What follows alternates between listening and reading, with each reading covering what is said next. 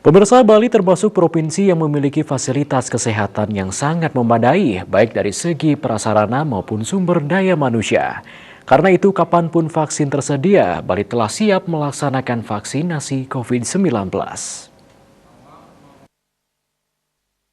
Menurut Kepala Dinas Kesehatan Provinsi Bali, Dr. Ketut Suarjaya, hingga saat ini pengadaan vaksin COVID-19 masih dalam proses, sehingga pihaknya masih menunggu perkembangan dari pusat.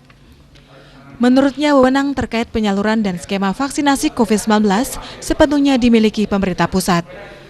Namun dirinya menjamin jika Bali telah siap melaksanakan vaksinasi COVID-19, kapanpun jika vaksinnya telah tersedia.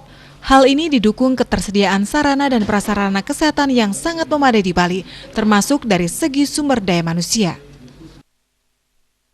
Vaksinasi COVID masih dalam proses ya, jadi kita tentu menunggu arahan pusat, nanti kapanpun itu memang kewenangan dari pusat dan termasuk nanti pedoman yang dibuat oleh pusat apa, ya kita daerah tentu mengikuti ya berapa jumlahnya, sasarannya siapa, kapan waktunya, berapa kali.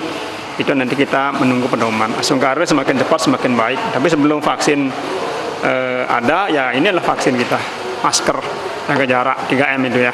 Kalau Bali pasti siap, ya kita sarana prasarana orangnya, kita siap untuk pada saat kapanpun vaksin itu datang, Bali siap.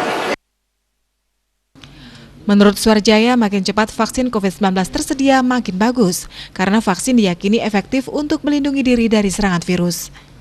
Namun untuk saat ini sambil menunggu tersedianya vaksin, melaksanakan protokol kesehatan 3M dan meningkatkan imun merupakan senjata terbaik untuk menangkal penyebaran virus COVID-19. Eka Yana, Bali TV.